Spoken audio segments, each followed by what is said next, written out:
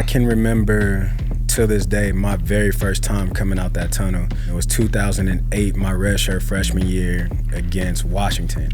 What you feel when you come out that tunnel, the electricity, the noise, I can feel that feeling right now in this moment. Everybody's got a Brady story for the most part. What do you think your favorite Brady story is? When I got to New England, the first person in the locker room that walked up to me and introduced himself to me, I'm sitting in my locker. He walks up to me, "Hey, I'm Tom Brady. It's nice to meet you, babe." I know who you are. It was the most irritating, annoying, happiest, exciting day of my life. I cried like a baby when a call finally came from Carolina. "Hey, we gonna pull the trigger. We bring you in." I cried like a baby. That's one of the, like I said, one of the most emotionally charged days that I've ever had in my life. We're living in a good old days. Take a look around. Ain't it funny how feels like we're in a good old days. What's up, guys? Welcome back to Glory Daze. I'm Johnny Manziel. Today we have an LA native on the pod, absolute legend for the Oregon Ducks, a three-time Super Bowl champion, none other than Kenjon Barner. Man, well, welcome to the studio. A few months ago, officially inducted into the Oregon Hall of Fame. How was that experience, and what'd that moment mean to you? I got a chance to do that at Texas A&M a couple years ago, and I know it meant the world to me to be able to go in there with a brother like Mike Evans, but for you, it had to mean a lot. Man, it meant everything. Not only to me, I'm big on putting credit elsewhere. Like the acknowledgement, obviously for it was for me, but that was more for my family. My parents and my sister sacrificed a lot, and obviously when you in it, you don't really understand it, but they sacrificed so much for me to be in that spot, so much for me to get there. It meant the world for me, for them to be able to be there and experience that, for everything that they did for me to get there, because none of it was done in vain. It was all worth it. Like everything that they sacrificed, all the money that they spent, all the trips that they took. Like my dad never missed a game, never missed a college game. My dad was at every game, whether it was at Oregon or in Tennessee. My dad was there. And everything that they poured into me as a child to get to that spot, that was for them. Like I said, I'm grateful for it, but I'm more so grateful for my family being able to experience that and kind of get that gratification. Okay, like we did it. We got him there. But like you said, going into it, having my guy LaMichael going a year before me, then having him be there to be able to celebrate that with me, that meant the world. But you never I never thought about the Hall of Fame. Yeah, of course. Like when you going out there on Saturdays, you're not thinking, all right, I'm trying to put on a performance that can get me into the Hall of Fame. Like I'm out here playing ball. And so when I got that call from Rob, I broke down because it was like, oh damn, I really had a career. Yeah. I don't ever see myself in that light. And it's hard for me to look at myself through that lens, because I'm no different than anybody else in my mind. Like my brother tell me all the time, you don't walk around in who you are. Like I don't. I'm a normal human being. Like I'm no different from anybody that's in this room, outside this room. I put my pants on the same way they do. I bleed the way they do. So to actually see myself in that light and to be recognized like that, it meant the world. It did. So talk about Eugene a little bit. How is it playing at Autzen and playing in that stadium? This was a place that, I visited in 2010. I'm not going to lie. I'm mad you didn't come. I'm going to be real with you. I wanted you to come. I loved it up there, from the practice facilities to the way everything was with that stadium. Just feels like it has such a special vibe, special aura about it. Man, I can remember to this day my very first time coming out that tunnel. It was 2008, my redshirt freshman year against Washington. I was redshirting. I wasn't playing, but what you feel when you come out that tunnel, the electricity, the noise, it's crazy. Like I know I can feel that feeling right now in this moment. It's a special place. I mean, you've been there. It's something that's really hard to put in words. That fan base is so for you, energetic. The passion, loud. It's one of the loudest places, NFL and college, that I've ever played in. But you know a little bit about a loud fan base too. No you know, doubt. that 12 I think man, your redshirt year too, you get a chance because you know you're not playing, you're not involved in the game plan. Yeah. You definitely get a chance to just kind of soak everything up and just like enjoy it as a person with the best seat in the house for the most part. You don't got a care in the world. How'd you decide on going there? Was it Chip that had a big piece of that, or? So Chip wasn't even the head coach Okay. when I got recruited. It was Mike Bellotti, and it really had nothing to do with any coach. That's a lie, because Coach Osborne, I felt like he was my dad for a whole lot of time, because every time I look up during basketball season, he's at my basketball games constantly. I look up, I see my dad, I see Coach Oz. I'm like, why are you here so much? But the way he recruited me, he was just honest with me, because they recruited me as a DB, so I went to Oregon as a DB. And it broke my heart. I'm like, what you mean I can't play running back? That's what I do. The only time I played DB in college or in high school was if we played a good team that had a good receiver. And so he was like, nah, you're too small. He was like, I'm not saying that you can't play running back, but for right now, you're just going to be a DB. And everybody else that was recruiting me as a DB. So I'm thinking to myself, I've always been a thinker. You know, I'll hear what you say, but I'm listening. I'm like, if Oregon is telling me I'm too small to play running back and all these other schools are telling me I can't, are y'all lying? You know, I'm a kid. I won't tell me what it is. If you tell me exactly what it is, I can react to that, I can respect it, and I can go with it. But outside of Coach Oz, it was once I got to Eugene and kind of got out in the community, because you expect the college to roll out the red carpet for you, you know, treat you like a king, make you feel like you're the #1 recruit in the world. And so when I got into the community and got around the people and the atmosphere, it was just completely different from being here in LA, being here in the IE. And it was something that, like, I was attracted to. I was attracted to the culture. I was attracted to the outdoors. And it just happened. When did that coaching change kind of happen for you guys there? But Bellotti stepped down going into my red shirt freshman year. Yeah, he stepped down and Chip took over. So I didn't even know too much about Chip. Honestly, I didn't even know he was the OC. I mean, I'm a kid. I'm here to do my job. I know my coach. I know Coach John Neal, Coach Osborne. But outside of that, I didn't really know nobody on the coaching staff, or Coach Aliotti as well. And how was it when he came in? Obviously, mixed things up a little bit. 1,000%. His I'll tell you a story. His first action as a head coach, we called a team meeting. We walk into the team meeting, and it's a bunch of empty seats. Everybody's kind of looking around like, I released this guy, this guy, this guy, this guy, this guy, this guy, this guy, this guy. If you want to join him, you can go. You know what I'm saying? Away. So he kind of let you know what it was going to be right off the rip. You know, like Chip was kind of military minded with a whole lot with his approach. You know, he wanted everybody to be the same, look the same, which was completely different from Bellotti, because Bellotti was a true players coach. You know, it was, you know, cats on Mondays, straw hats on the sidelines at practice, the older cats not practicing. It was kind of like an NFL environment, low key, now that I think about it. But Chip was different, but Chip was brilliant. You know, Chip is brilliant. He knows football. And from a football standpoint, he just made it fun because you knew he was going to put you in a spot where you could succeed. You was going to be in space. You was going to be able to be you and do you. Have a guy like that that's able to scheme for like all the speed that you guys had to make it really, really nice, especially as you're going through practice, you're going through this. You're like, okay, this is what we're about to do. You probably learned that pretty early on, that he was going to get you guys in space and be able to run that offense the way that it, you know, turned out being. Yeah, day one. Like I said, once we started practice and you kind of seen the tempo, you seen the spread, so we're going to have action. Yeah, for sure. We're going to have action. We're going to be able to make some money in this. You know, there's an infamous kind of moment early on in your career when you're playing with LeGarrette Blount. You got the infamous Boise State punch that happens at the very beginning of the season.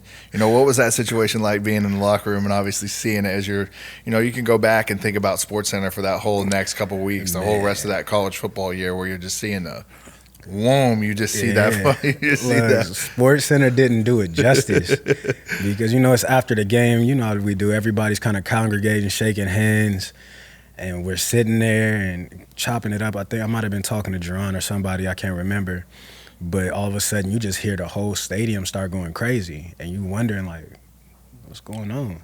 You kind of look around, look on that big screen, and they replayed it. No lie, no exaggeration. probably like 30, 40 times. They just kept replaying it. And every time they replayed it, it got louder. Every time they replayed it, it got more intense. Every time, and they kept doing it. And so you kind of looking around, you're like, oh, let me put this helmet on. You know, it might go down. And so we kind of looking, and then the crowd, that was probably the craziest part. I mean, obviously the punch, you know what I'm saying?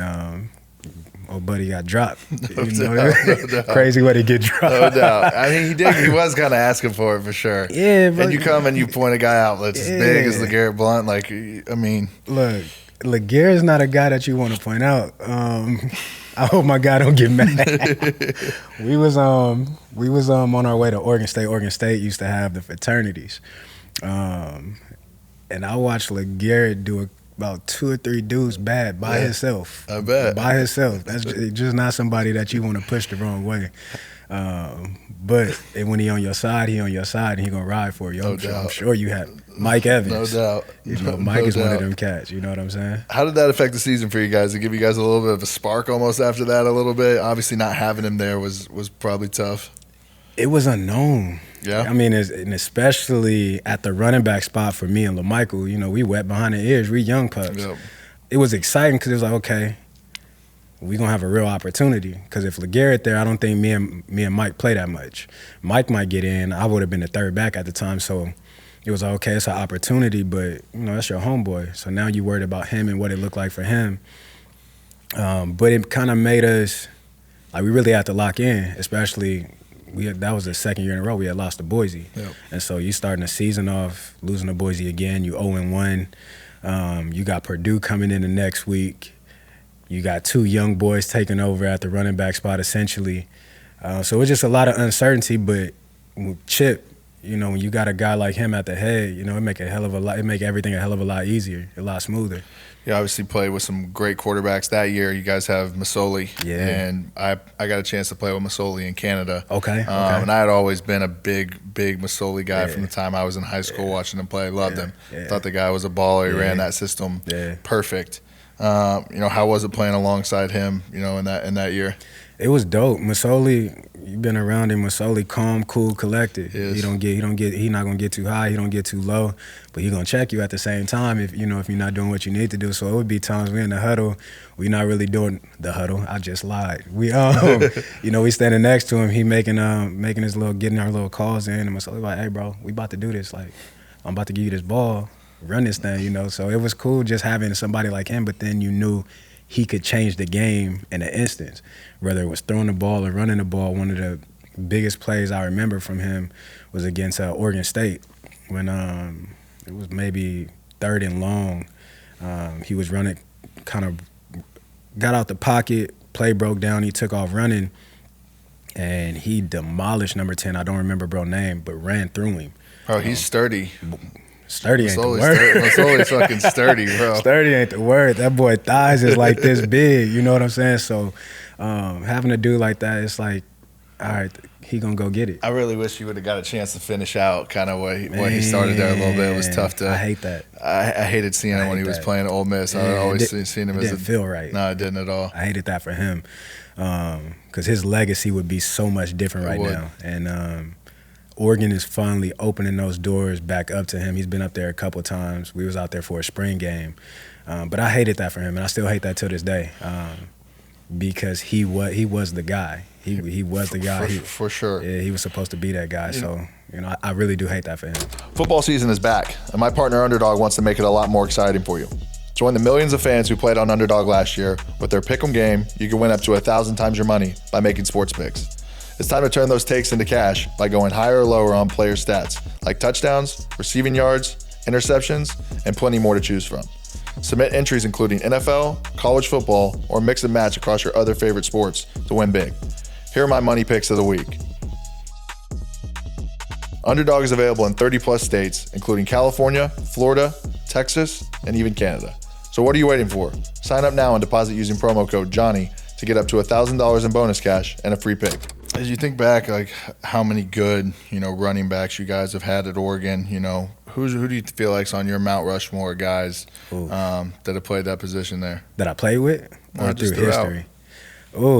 I mean, right off the rip, you got to go LMJ. I'm next. Then it get tough. I could go Stu. My Mount Rushmore might have 5. Ontario, I'll go Big Rube. You know, as you get into kind of your career, as you're starting there, you know, you got a 102-yard kick return touchdown as a redshirt freshman against UCLA. It's kind of, you know, one of the first big pop-offs you had. What's going through your mind as you're finally like starting to make one of those plays that you've been dreaming about kind of making, you know? Man, it was at home too, in LA. So having all my family there, knowing my high school partners and my coaches, they're watching, they're there. It was just one of the moments where it's like, yeah, I'm here. You know, I'm here. I can do this. I could really do this, and I can do it at a high level. But to be able to do that in LA, it don't get no big. I mean, some of my biggest games was in LA. Yeah. So for being from, I mean, you know, at that point in time when you're making those plays growing up, did you want to go to USC? Did you want to go to UCLA? Did you want to stay at home? I think you kind of know how recruiting works. Yeah. Once I committed to Oregon, because when I came, I went to a small high school. I went to Riverside, Notre Dame. My graduating class, I think, was like 70-something kids. So it wasn't a lot of attention on our school. I got my scholarship playing against a high school that had like 4 or 5 guys going D1. But once I got my scholarship and I committed to Oregon, that's kind of when everybody else came. Same for me. Yeah, so it's like Oregon wants him. It must be something about him. So now everybody calling. And so when I committed, actually after I signed, SC would start calling. UCLA started calling, had some conversations with the head man at the time. He was like, you know, you just come. You know, nobody has to know. I'm like, nobody has to know. Everybody gonna know. I'm like, nah. But they came along at the end. It was just really, it was UTEP, it was SC, not SC, UTEP, Oregon, Arizona State, West Virginia was giving me some attention. So it wasn't real crazy for me, but once I committed, that's when, you know, the home team started coming around. Yeah, definitely. Whenever I had that Oregon offer and I decided to commit to Oregon, that's when I got my Texas A&M offer. That's when I definitely started to get some more looks. It's one of those things like, you know, if you're good enough to play at Oregon, you're good enough to get some offers everywhere else. What was A&M like though? So I know Pluto, that's my guy. Yeah, Tracy, that's my dude right there. What was that atmosphere like playing out there? Because I know obviously it's hard to compare, but watching, especially during your time, watching you play, ain't never been nothing like that. In my opinion, you're the greatest player to ever come through A&M. What was that like? What was that experience like with the fan base, with the crowd? I think for us that season, it being our first year in the SEC, like heightened things, you know, to the max for us. You know, we had obviously been a lot different program. You know, when I committed and got there, we were very much running a under center, I formation, kind of pro style system. And then having the staff come in that we had, you know, we went straight to the spread. We went straight to the air raid. So I think just the way that our offense was and the way that us being the SEC that year, our fan base was just hungry for something a little bit different. And then to have guys like me and Mike Evans and some of the guys that we had, Ryan Swope, we had some guys, you know, really, really good guys. Our offensive line was really solid. It was one of those, you know, as you look back, kind of perfect storms kind of teams that just one or two like small little plays throughout a season away from really like, you know, getting to an SEC championship, getting to a national championship type of vibe. Look, so I heard that when y'all would get to the goal line, you would check fade to Mike Evans, and Trey used to be hot. Mad, pissed. Even Trey was the kind of guy that even in practice, you know, we would have a bubble route or something on an inside zone. I was throwing it almost every time, and he would take 2 steps and turn around and look at me and be like, "What are you doing? What the fuck?" And the fucking ball off. And the fucking ball off. He was definitely, you know, he wanted to tote the rock as much as he can. But he was. Man, Pluto's hilarious. He told me, I can't remember the game, but he said y'all was on the goal. It was like 4th and 1, and you went to go check it, and he called your name, and you just looked back. You handed it off to him. He said when you handed it off, you walked straight to the sideline, didn't even look because you knew he was getting in. Why was you doing that to my dog, man? Man, we were. You know, we were tossing the rock around the yard to hand that thing off. Y'all had Mike, I get it. Look, I understand. Y'all had Mike. You know, you roll on the team as a sophomore. You know, you had a little bit of a scary moment, helmet-to-helmet collision on a punt return. You know, serious concussion. You know, how was that situation? Was there a point in time where you really thought, you know, they were trying to get you to not play anymore, kind of shut you down a little bit? They did. It was I don't really talk about this. Like my first time talking about this was probably a couple months ago with my brother. Like, I've never really reflected on it and talked about it until then. Because as a kid, you don't really understand the severity of it. Of course. But it was scary, like, thinking about it now and I've had multiple concussions after that. It was real scary. And the conversation was like, you're done. I met with Dr. Skaggs. I don't know how many meetings we had, but he was telling me it's time for you to, like, you need to start thinking about doing something different, doing something else. I'm like, what do you mean? 2 years into your whole career, like, this is what I came here to do this. Like, what do you mean think about doing something? There is no plan B. There's no backup plan. There's nothing else. This is what I dreamed of doing, and now you're telling me to completely change the way I'm thinking and think about going and getting a regular job. That didn't register with me. But it was scary going through that process because I couldn't even live on my own. I stayed in the hospital for 3 days in Pullman after that hit. And then when I got back, they came and got me from Pullman, flew me back to Eugene, and I stayed in the hospital for a week. But I couldn't remember anything. Like, you could come in the room, say something to me, leave something, and I would never know. You would walk out, come right back in, and I would never remember that you was in the room. So many people came to see me, and I had no idea. So it was, now I can still feel it because it's like, damn, like, what could have been, and I'm thankful to God that it completely went a different way, but just from having to get multiple CAT scans to having an insane amount of blood on my brain to breaking a bone in my neck, it was like all this really could have been over and we wouldn't be sitting here right now. I don't know what tomorrow would have looked like had football been taken away. For sure. But I'm thankful, and I always give Dr. Skaggs all the praise in the world because he listened to me when I begged him. You know, don't take this away from me. Like, give me an opportunity. Like, give me some time. Let my body recover. How long did that really take you to kind of recover from that?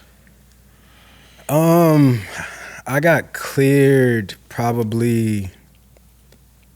We had 2 weeks in a bye, and then we played UW. By week, I think I got cleared the week of the UW game, so it was almost 4 weeks into it.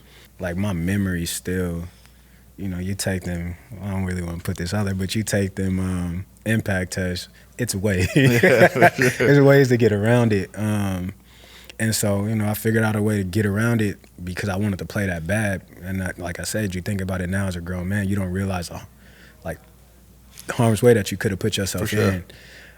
So I won't even say that I was truly healed when I came back, but I just wanted to get back because I love the game so much. Were you thinking about that when you were out on the field playing? You know, when I first came back? Yeah. Without a doubt. For sure. Shit, I was thinking about that in practice. Yeah. You know, I'm practicing and I'm kind of timid because I'm like, damn, I don't want to get hit again like that. So it kind of changed. For a minute, it changed the way that I played. But once I got in that game against Washington, I took my first hit. Everything settled down. I was like, okay, all right, it ain't as bad as you think it's gonna be. Took another hit. Okay, all right, I'm good. And then so by the end of that game, you know, scored a touchdown in that game, got back to normal, but then kind of got back into the flow. But I never wanted to play special teams again. Yeah. Like, I never wanted to return another ball. It was to the point, me and Coach Oz, our special team coordinator, the agreement was for me to play was not to play special teams. I'm good with that. I have no problem. And then a couple games in, Coach Oz is telling me, you need to come to special team meeting. I'm like, for what? I'm not coming. For what? I'm not coming in the meeting so you could tell me to, no, I'm not doing that. So we went back and forth for a minute with that to where he would get mad at me because we'd have a special team meeting. He'd wait for me to come in there. I would never show up.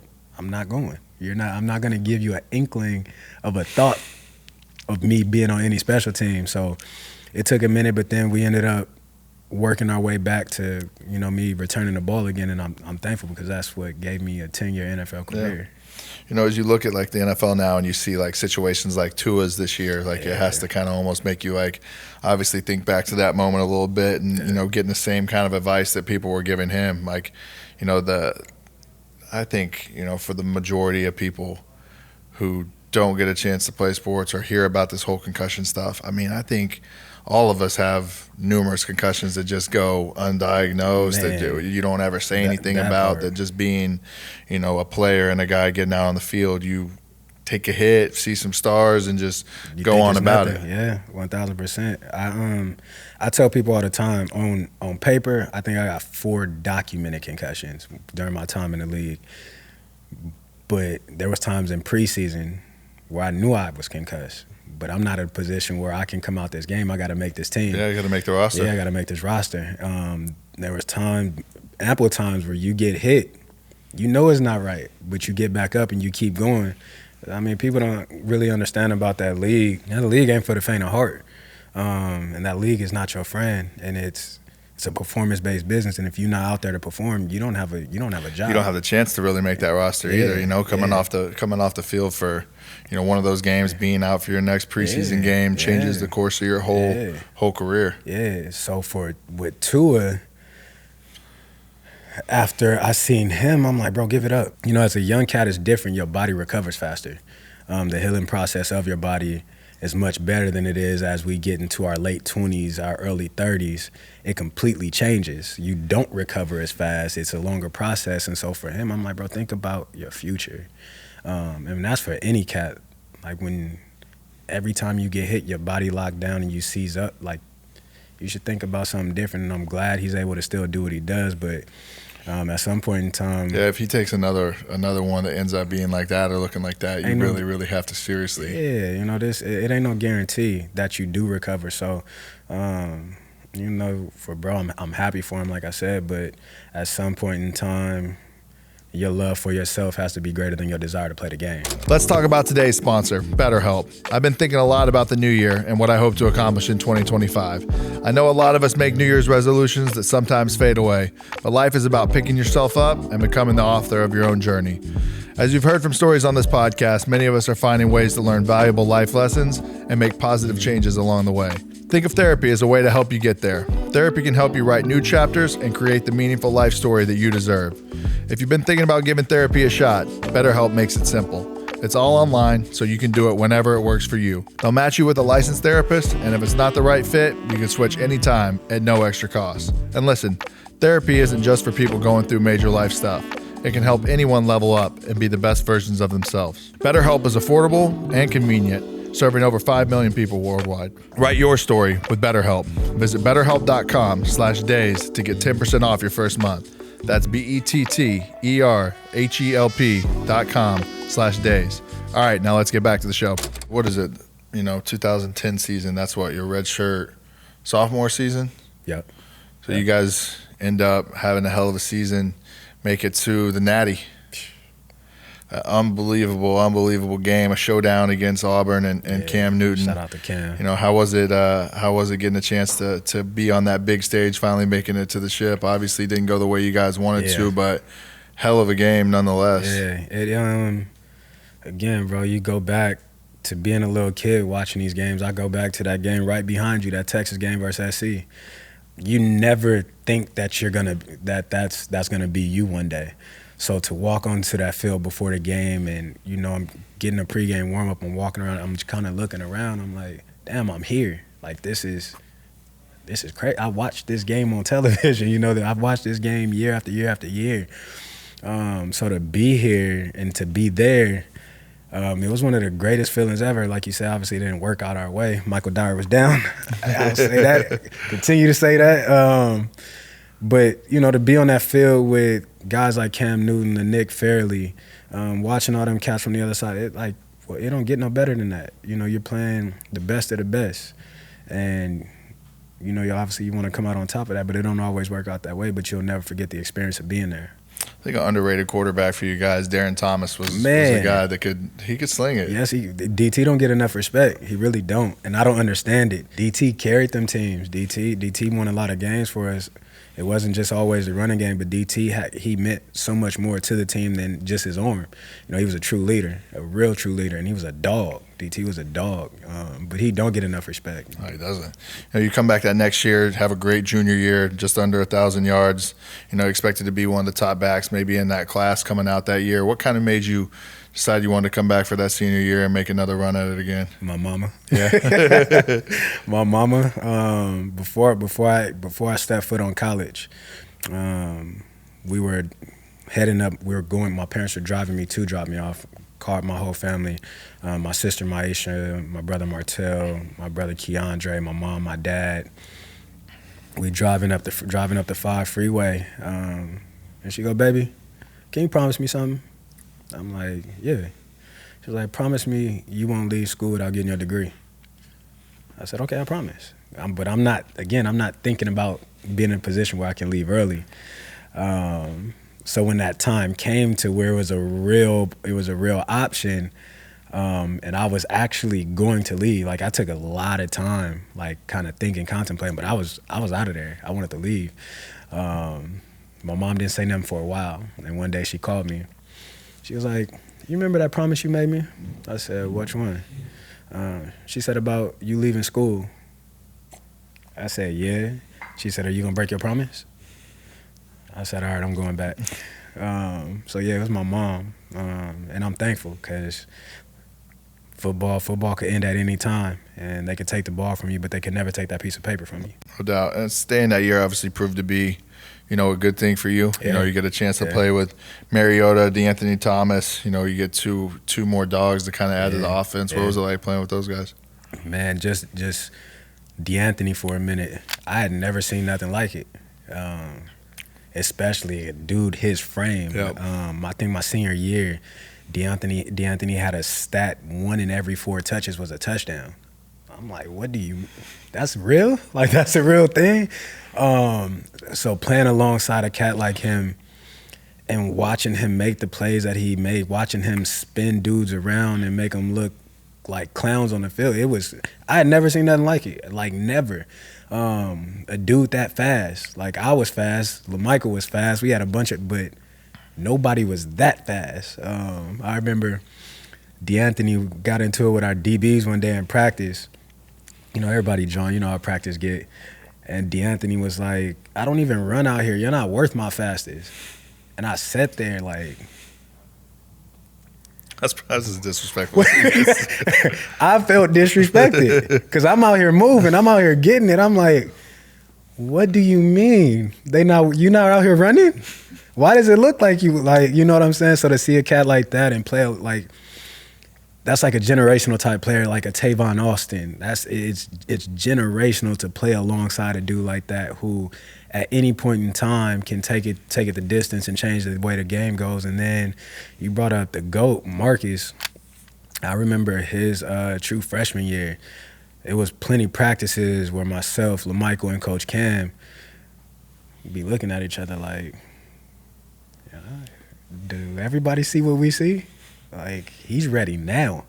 And to play alongside him and have him, he's a much greater man than he is a football player. And a lot of people will never get the opportunity to really have that interaction with him. But that is a great human being. Marcus is one of the dudes, I've met very few dudes playing this game of football where I said, if I had a sister, I would let Marcus date my sister. Like, he's just a dope human being. So, those are two dudes that, you could go Deion Jordan, just a freak. Kyle Long, 1 year of football at that level and being what he is. Like, it was some guys, man. So it was a blessing to really play along cats like that because it pushed you. It forced you to be better than what you were comfortable being because, like, for instance, like DeAnthony again, I knew I had the ball because DeAnthony, when he got in, he was going to get off. He was going to make it look like he needed to stay on the field. Yeah, he was going to get off. So it was like, I got a ball. You know what I'm saying? So DeAnthony pushed me without even knowing he was pushing me. And DeAnthony's like my little brother while we was in school. And he don't even, like, he pushed me. He pushed me to be better. He pushed me to fight to be better. Like, I fought through injuries and pain. I'd be on the field hurting. I'm like, DeAnthony over there. That era of Oregon football is obviously special. There was so much, going on the field. How was the off the field stuff in Eugene? Was it a good time? Was it? Are we talking just that? just in general, you guys are obviously winning games. Yeah. It's you're not just grinding the whole time. You're sitting there through campus. Man, it was a ball. I had a ball, and I would tell younger cats when I was in school, and I tell cats now, like, you will never enjoy college the way that I did. We had this club called the District, called it the Dirty D. Boy, it went down. Everything you could think of went down in there. We had a ball, bro. Partying, you know what I'm saying, being out with each other. It was a whole lot of fun. And as I'm talking to you, things, flashbacks. Man, and I'm sure you know. Of course. It was just different, bro. It was a different time. I say this about every sports organization, every school, every sports organization, they have a golden era. And it doesn't matter what takes place after that, it will always come back to that time. For sure. And for us, even with this team, they win a national championship, that golden era will be that chip era with us. And so that time frame of being in Eugene, even in going to class, like, everything was just, it was a scene. It was love. It was fun. Colleges, they say the best 4 years of your life, and it absolutely was the best 4 years of my life. There's one game that stands out to me that I always remember. It's the, USC in the Coliseum, 300-plus yards, 5 touchdowns. Seems like you were saying earlier, always a trend that you have big games against California schools. Is that your favorite game from your senior year? Yeah, definitely from my senior year. Without a shadow of a doubt. Again, being back home in LA, and the year before season ends, I go home, I go to a party. A lot of my homeboys went to SC, and so they just doing this because they had beat us the year before. And even that year I had a good game, and I told them, I said, don't worry about it. I'll see y'all next year. It's coming. And then getting to that game, my old boy Cody Salazar and Justin Salazar, they're in the stands early. I don't even know how they got in the stadium that early. Like, this is before the teams come out to warm up. It's kind of like where you go get in your own zone, you do your own thing. And they're in the stadium, and so I go to the sideline, and I'm standing right by the stands, and I'm talking to them. And they telling me what SC about to do. I was like, listen, I apologize. I apologize for what I'm about to do to y'all. Now, mind you, again, I didn't know This I was premeditated. For a fact, I wanted to have a game. I wanted, this is, again, it's SC. It don't get no bigger in California, college football-wise, than SC. So to have that game and do what I did was crazy. It was crazy. I remember after the game, our team security came and got me and was like, Lane Kiffin is outside. When I'm like, what do you want to talk to me for? That's the SC coach. I come out there. He's like, man, I just want to congratulate you on that. I've never seen a game like that. I've never seen a guy that kind of game. So it was dope. Again, a memory that'll last a lifetime, a memory that my kids can enjoy. My family still to this day, and SC fans can't really say too much to me. No doubt. I know that as men, we value many different parts about our appearance. And if you're someone who really cares about your hair, but you're noticing that it's slowly starting to go away, don't worry. That's where Hims comes in. Check out their personalized hair loss solutions, and you can start seeing your hair grow back in as little as 3 to 6 months. Hims provides you with convenient and quality access to a range of hair loss treatments that work, all from the comfort of your couch. This process is simple and 100% online, so there are no uncomfortable doctor visits. Answer a few questions and a medical provider will determine if treatment is right for you. If prescribed, your treatment is sent directly to you for free. No insurance is needed, and one low price covers everything from treatments to ongoing care. Start your free online visit today at hims.com/Johnny. That's HIMS.com/Johnny for your personalized hair loss treatment options. hims.com/Johnny. Based on studies of topical and oral minoxidil and finasteride, prescription products require an online consultation with a healthcare provider who will determine if a prescription is appropriate. See the website for full details and important safety information. Another, game in California again, another Rose Bowl. Like you said, Money Ball, Melvin Gordon, James White, Russell Wilson.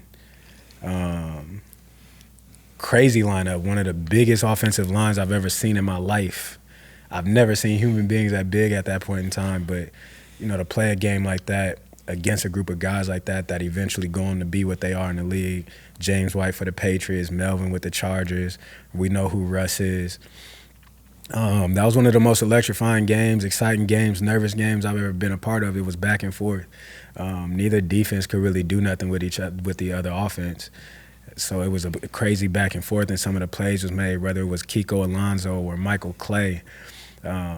It was dope. It was so dope. It was so much fun. I mean, I wish every college athlete would get an opportunity to play in a game at that stage, and be able to do that. It's just crazy. And I'm sure for you, you got them games. One of my favorite games that you ever played was against Bama. What was that like? What was that like? Where did you go? I know where I went for SC, like mentally. Where did you go for that? I think for us, just going into that game, into that stadium, it's like, we're a new team into the SEC. Yeah. We're 15-point underdogs going in. It's one of those like mindsets you get into where like, just fucking send it. Yeah. Just lay it out on the field because you're not expected to win. Mm-hmm. You're going up against a team like that. Just go. We had a good scheme, a good game plan going in. You feel like if you really trust in that. I got to stop you. The scheme was Johnny Manziel. The best part about that year, obviously having Cliff Kingsbury as like an offensive coordinator, mm-hmm. like being able to see wrinkles of things we had done, like things we knew as players where you're like, this shit is going to work, that we hadn't used all year. And then to go out and play your best game against where you're just like, floating. You're just running, Yeah. So I think, that, and then we got a chance to play in the Cotton Bowl later that year versus, Oklahoma, a team we had played in the Big 12 the year before, and as a red shirt, I'm sitting there and they watch them thump us at their place in Norman. Their fans are disrespectful as shit. So to like finally get a chance to get on the field and be able to like have some moments like that where you're just better than everybody on those given days is just things that you remember forever. Yeah, bro, you was better than everybody. I used to watch you, bro, and being like I said, like a DeAnthony Thomas. Like you were that game changer at the most important position on the field. It was watching you play, bro. It was insane. It was insane to watch. Like, bro, this is a quarterback. How is he doing what he's doing? Whether it was passing, whether it was running, and your attitude about it. Like, I'm like, I would have. Have some confidence with it for sure, man. Especially when you're running shit. Yeah, you definitely did, and you was running things. When you look back at your college career, overall, what do you think stands out the most to you? Man, for me, it won't even be anything football related. It's the relationships that I made during that time. Some of my best friends my best man in my wedding, my groomsmen, were guys that I hung out with in college, guys that I developed a relationship, guys that was there for me in some of my darkest days, guys that I was there for in some of their darkest days. It's not even about football. It's really about the relationships and the connections that I made to people like Jeff Hawkins that worked for the football team, people like Chief, Trav, Kim. People made that place special. Football is great, and I'm thankful that I was able to play there and have the career that I did because they still show me love. It's always love anytime they see me and anytime I'm back there.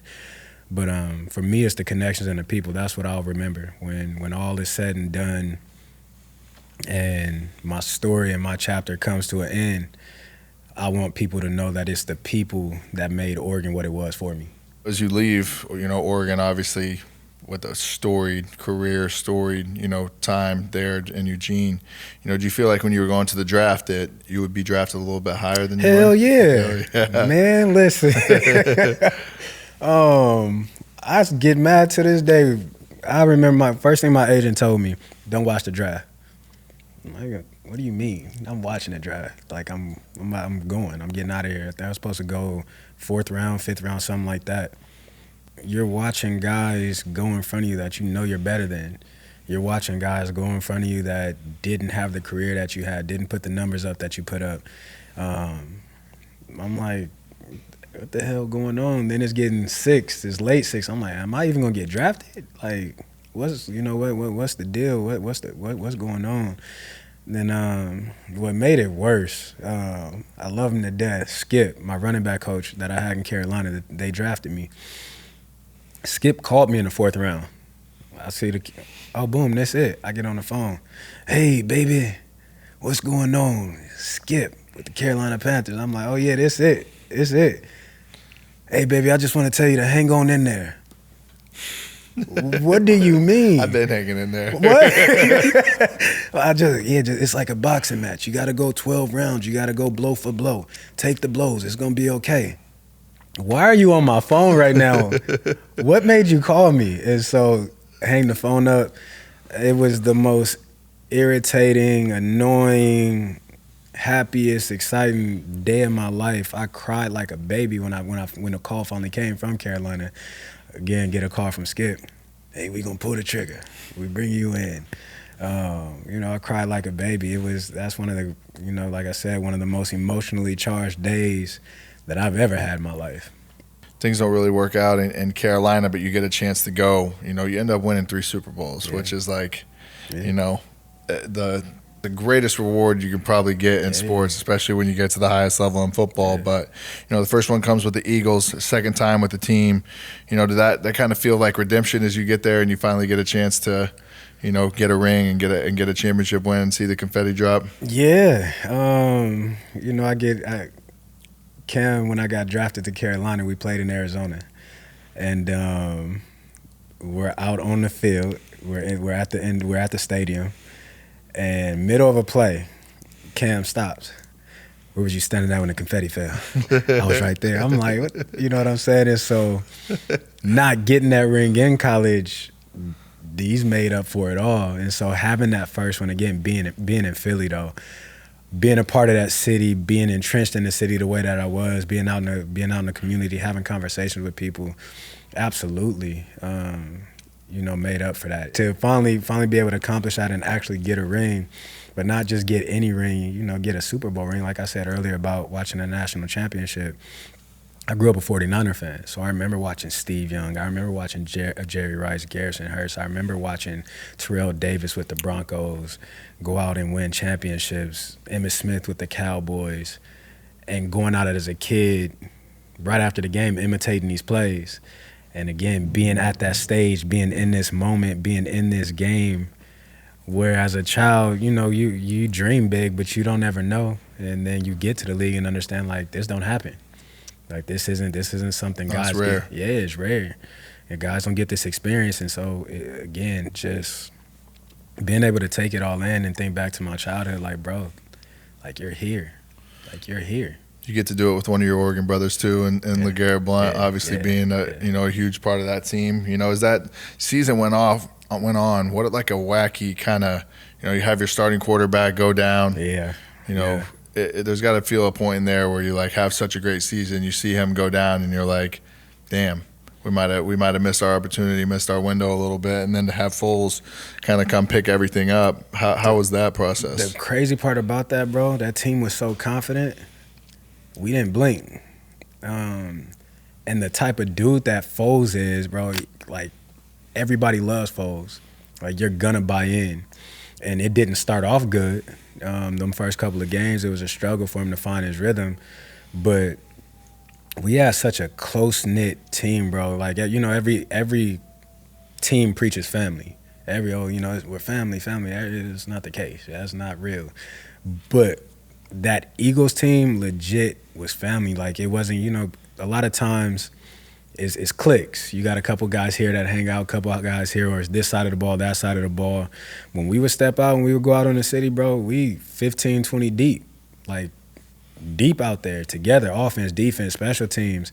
Then when we go eat, it's 20, 15 of us deep, and it's everybody. So we had such a unique bond with each other that when Carson did go down, it was like, all right, what's next? Like, we're going to get it done. We're going to figure out a way. We never blinked. That was the most together team I've ever been a part of, and one of the most fun teams I've ever been a. Doug used to get so worried about, because if you came to practice, you would think we was at a party.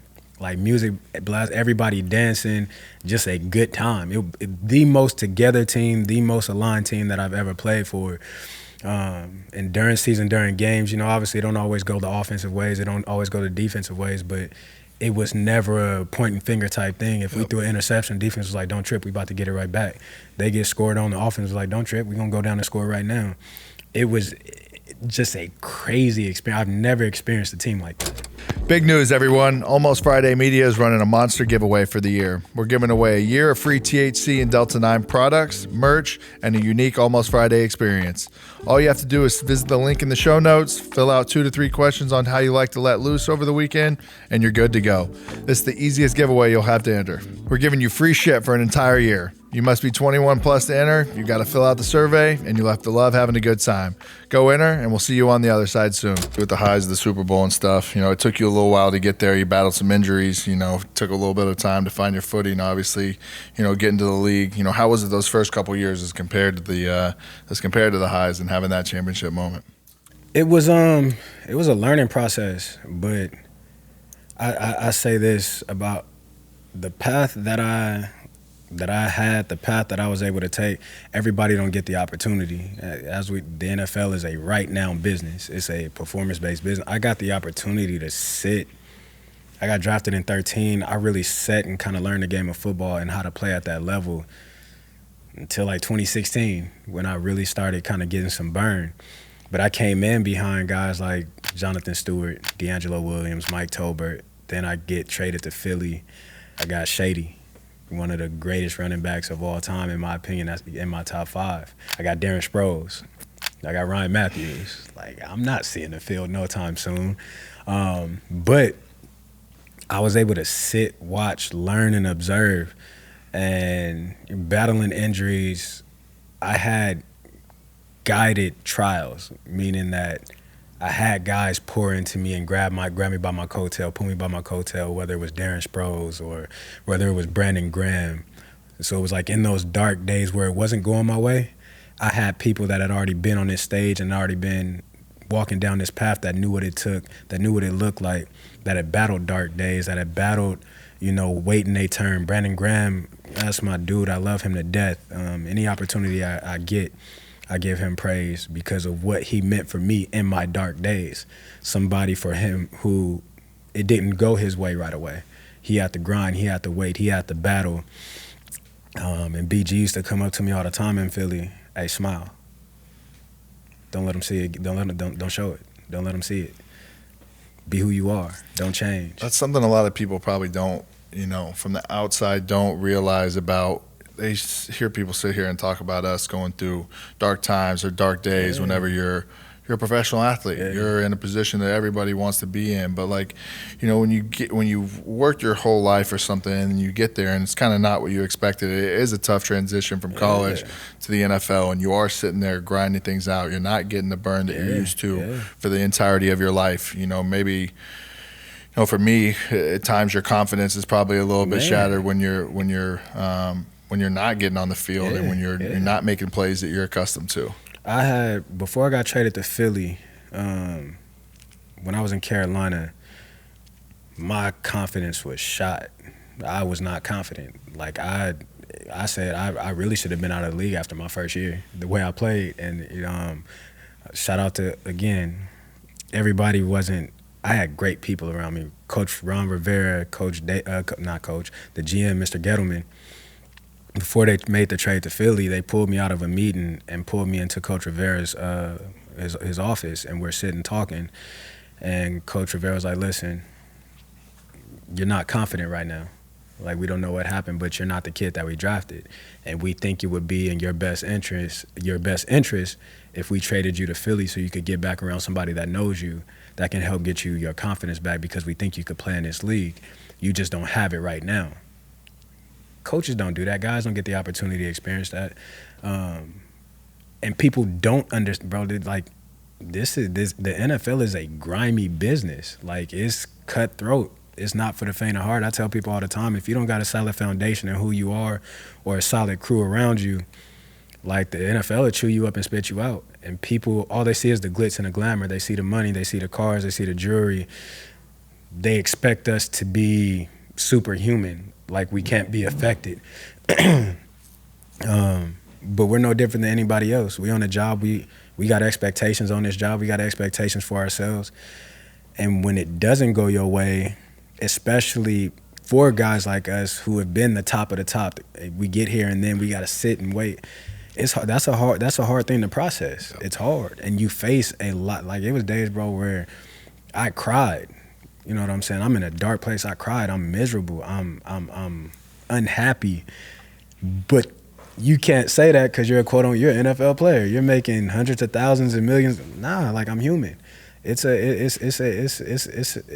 hard. It's hard. It is hard, and people don't understand that, and they never will because they won't get the opportunity to experience. But when you have, like I said, guys like a Brandon Graham, like a Darren Sproles, like a Jordan Gross, like a Steve Smith, like a D'Angelo Williams, Mike Tobert, Jay Stu, when you have guys like that that's willing to pull you alongside of them in your dark moments and help you get through that, it makes a hell of a lot of difference. And a lot of guys probably don't get that opportunity and don't have guys like that. They don't have a safety net. I had a safety net. No.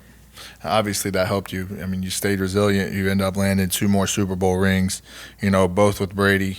What was it like playing with him? And obviously, it has to feel amazing, having those times where you're unsure about yourself and then getting to the point where you stick it out and you're starting to see, years and years and years accumulate where you're still in the league. You're still, making an impact on the game. One playing with Brady was something, it's the GOAT. How many people get the opportunity to say they play with arguably the greatest football player of all time, to see what greatness looked like, to see what it sounds like, to watch it lead, to watch greatness go through some dark times and see how greatness responds. That's something that I'll take with me for the rest of my life and anything and everything that I do. Because I'll say this, football correlates to everything. The lessons you learn from that is things that you could take with you in whatever aspect of life you walk in. But being around you would think TB is, got every right to be arrogant, got every right to be cocky, got every right to be anything he want to be. He's Tom Brady. But before I even won a bowl with him, when I got to New England, the first person in the locker room to walk up to me and introduce himself to me, I'm sitting at my locker. He walks up to me, "Hey, I'm Tom Brady. It's nice to meet you, babe." What? I know who you are. You know what I'm saying? So it's dope to see somebody that great and they still be human, still be personable, still be somebody that you can just ask a question to and they respond and answer. So it's something I'll take with me forever. But to the aspect of being able to stick it out and maintain and go through those dark days and battle and then see the tail end of my career where I'm really starting to get in that burn, it was gratifying. It was gratifying because, all right, the hard work, the dark days, they weren't for nothing. They weren't in vain. This is what it's about. Life is about overcoming. Life is about persisting through the trials and tribulations that come your way. At any point in time, I could have gave up and quit. At any point in time, there was times that I wanted to give up and quit. But now I'm able to talk to younger cats, younger players. I'm able to talk to my kids about pushing through, talk to them about trials and tribulation and how perseverance is birthed through that. I can preach to it. I lived it. I know it. I know what it looks like. It was gratifying, man, and I'm thankful. I'm so thankful that I stuck with it because, like I said, there was plenty of times I just wanted to be like, bro, I'm good. Let me go figure life out on this other side and see what it looked like. Everybody's got a Brady story for the most part. What do you think your favorite Brady story is? Honestly, it would be in New England, watching him, Julian Edelman, and Gronk.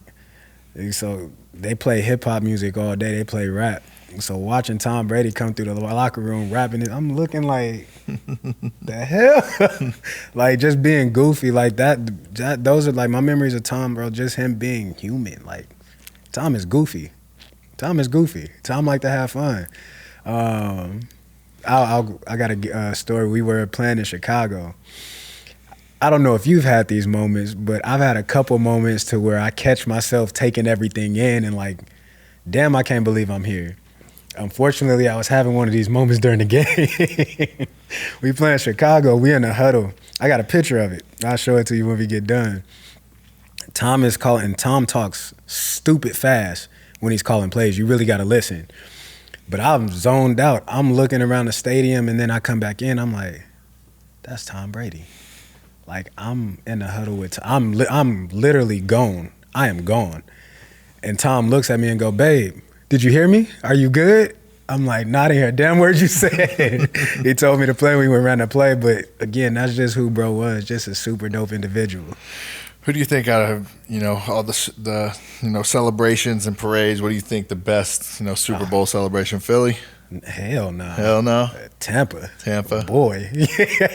Tampa, being out on them boats, out on that water, wasn't nothing like that. Philly, they all carry a different weight, and I look at them different. Philly meant a lot because of what it meant to that fan base. I took an Uber ride when we got back from the bowl, and my Uber driver is telling me a story about his dad, who's no longer here, but how his dad's dying wish was if Philly ever won a Super Bowl to go spread my ashes out on Broad Street. Like, it's those type of stories, those type of memories that make that, like, damn, that really, it meant a lot. So this ring forever will be the most important ring to me. But that Tampa celebration, it looked crazy. Man, listen, like, first of all, being on the boat at any time is a vibe, anytime. But now we out here celebrating the chip.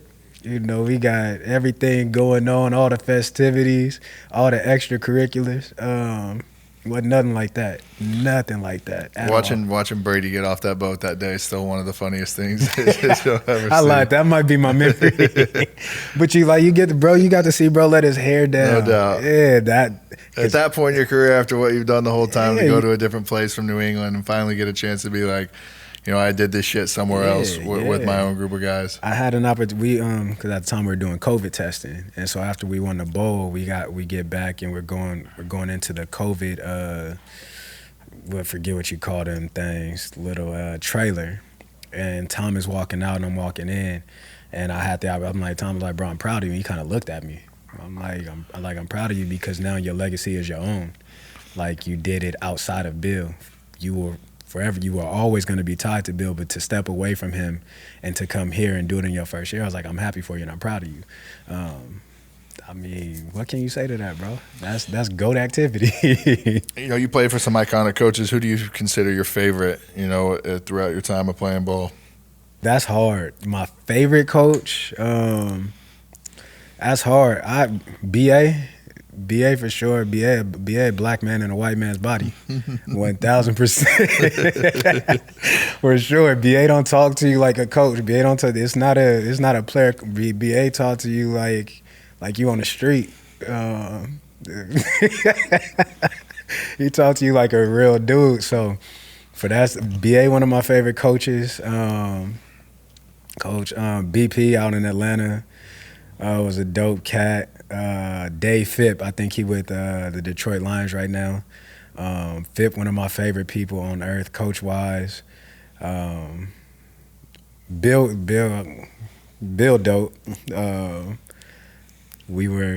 I couldn't catch a punt to save my life in New England. Like, we go to practice, I couldn't catch a punt, and so I'm destroying the whole drill. And you know, Bill got that walk to him, and he's coming down the field. He come up to me. Well, what do we sign you for? I said, shit, I'm wondering the same thing. He's like, listen, if you can't catch the punt, just hold the ball. I'm like, bro, I'm not holding no damn ball. But like, so Bill's one of my favorite dudes just because he's so real, he's so authentic. He ain't gonna sugarcoat nothing. How do you think, you know, he'll do at UNC? Obviously, it's a different format for him, but you know, we still know what he's doing, X's and O's wise and organization wise. I think he'll do well because Bill's smart and he'll surround himself with people that will be able to dive into that college atmosphere kind of seamlessly. I think it's going to be an adjustment for both him and players, but it's going to be an adjustment for them players because, like I said, Bill don't sugarcoat nothing.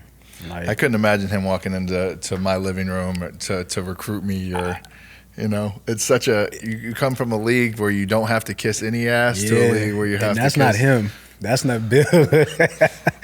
Bill, I'll tell you another story. I'll leave a player name out of it, but we had played Jacksonville. This was when they had Blake at quarterback, and Blake played like he was Joe Montana. Like, they whooped our ass, dogged us out there. And so we get back, we have our squad meetings, and Bill is talking, going over the game, and he says to this particular player, he said, you had 3 penalties in the game. You're not a good enough player to have 3 penalties in a game. I said, damn. I'm looking like, how this gonna go? So, but I don't know how. I don't see it neither because Bill's not gonna kiss your ass. Yep. Bill will tell you, listen, like, I mean, you seen Tom and them. Listen, I really don't want you. Are you gonna come here or not? That's Bill. Like Bill don't sugarcoat. He's a straight shooter. So I think, like you said, he knows the game of football. So from that aspect of it, I think he's gonna do great. But he's gonna have to get Bill type guys in order for it to work. So it's gonna be interesting to see. But again, it's Bill, one of the greatest coach of all time. So I think he'll figure it out.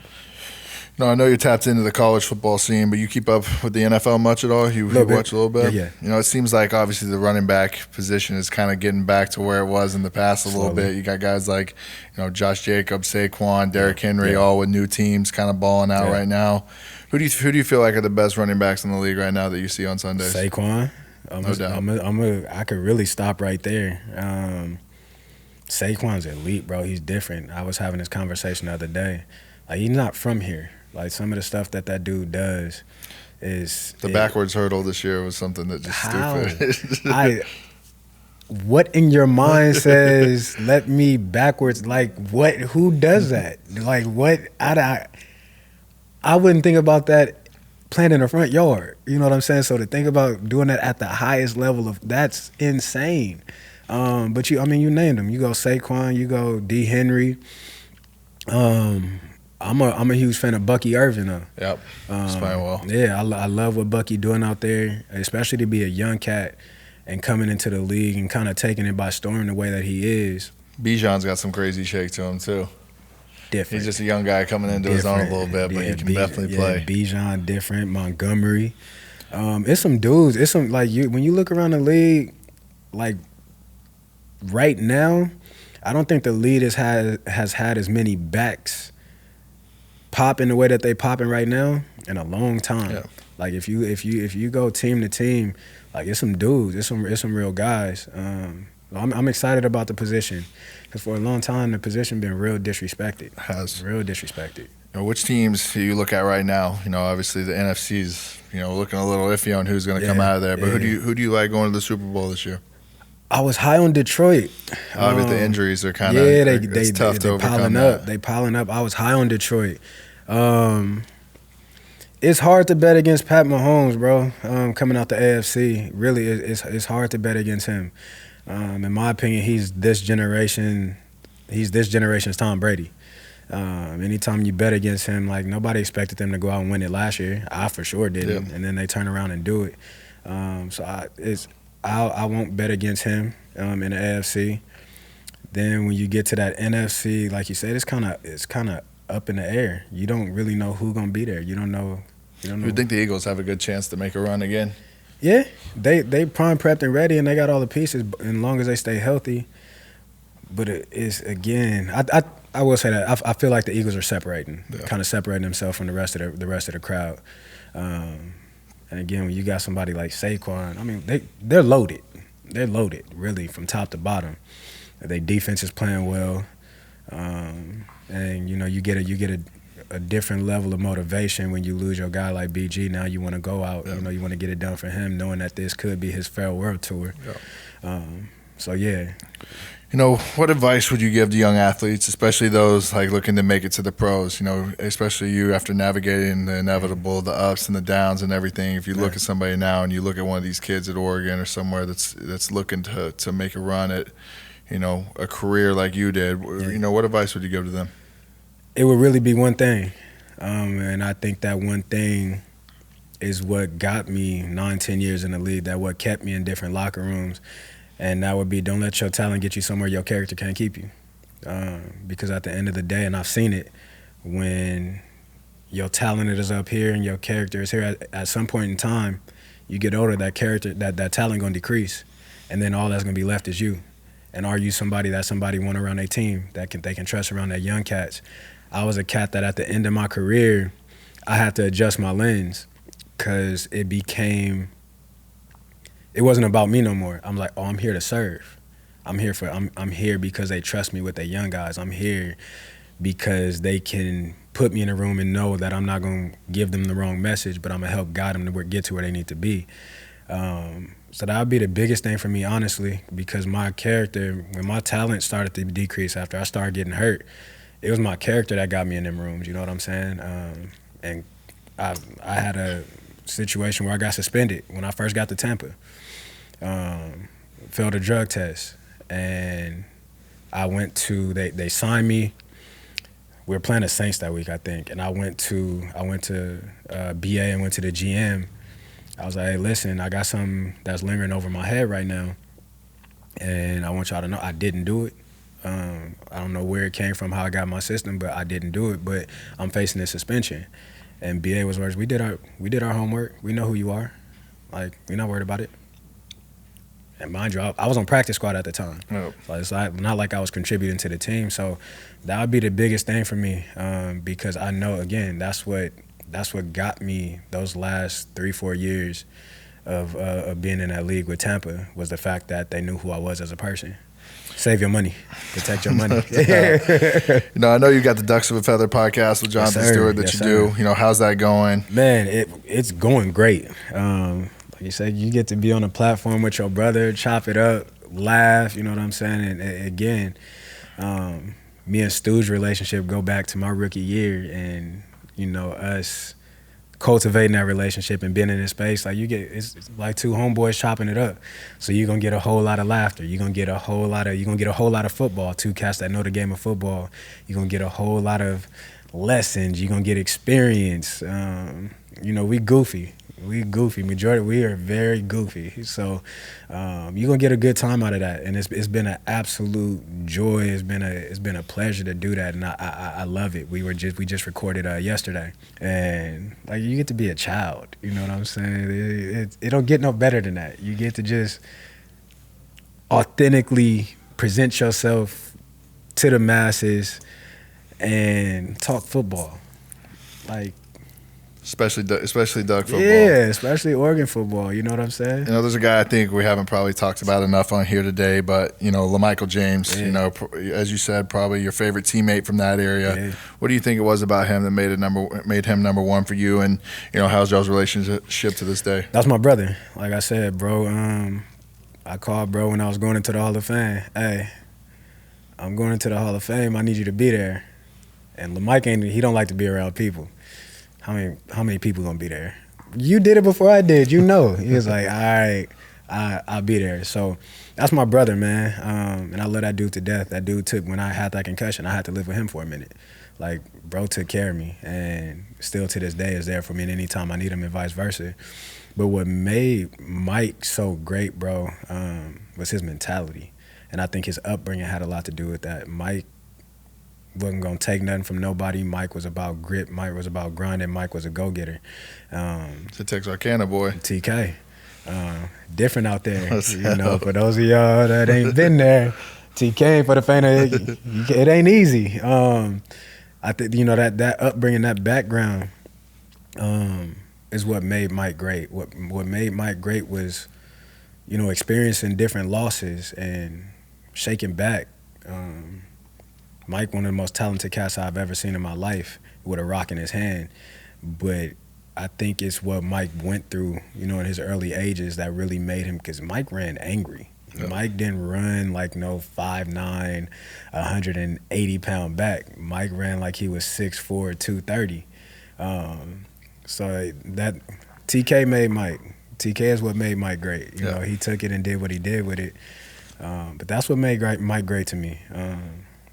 And who he was to me as a teammate. Like I said, that's my brother, but Mike wasn't scared to share shine. Mike wanted me to win. Mike wanted me to eat. And that's who Mike is, and that's what makes him great to me. A lot of the running backs get a lot of love at Oregon, Mariota too, but, you got any good Kyle Long stories? The guy that was obviously a fucking beast coming out of there. Nah, Kyle really kind of stuck to himself a little bit when he got there. But Kyle, being on that field, Kyle will let you know, like, hey, this ain't that ain't this. You try it again if you want to, and we gonna have a problem. But again, a dope teammate. We was kind of talking earlier about being picked up.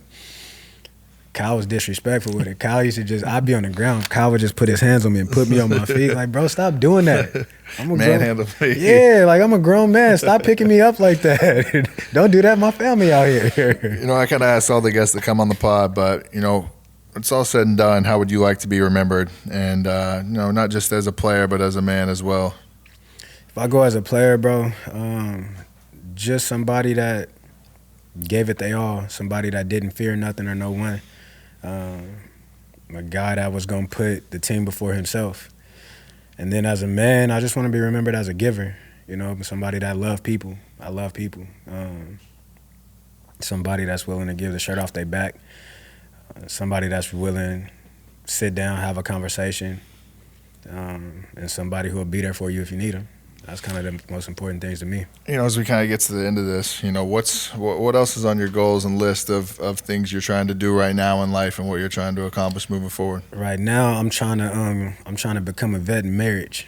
I'm trying to learn and navigate through that. Just got married in October. Congrats. Appreciate you. Making that adjustment and figuring out how to walk in that lane, and really be the man that my wife needs and desires. I fall short in a whole lot of ways, but she's so graceful that she gives me grace and gives me time to shake back and bounce back. But when it comes to the business side of it, I'm stepping into this broadcasting world. I've been doing a lot of work with the Big Ten. So I'm trying to really master that craft and, get comfortable in that, pushing that with the podcast, with Stu and everything. Everything is kind of gearing up and moving in that direction. But in all reality, bro, I just want to be happy. I want to be happy. I want to be able to, be there for my family, support my family, and be in a position later on in life where I could kick my feet up and look back and say, I did that. Well, man, more than anything, I appreciate you coming on the pod, taking time out of your day. Yeah, no doubt. Great conversation. Your journey in itself, super inspiring. It was fun to watch you play on the field. Man, I appreciate you. I appreciate you, bro.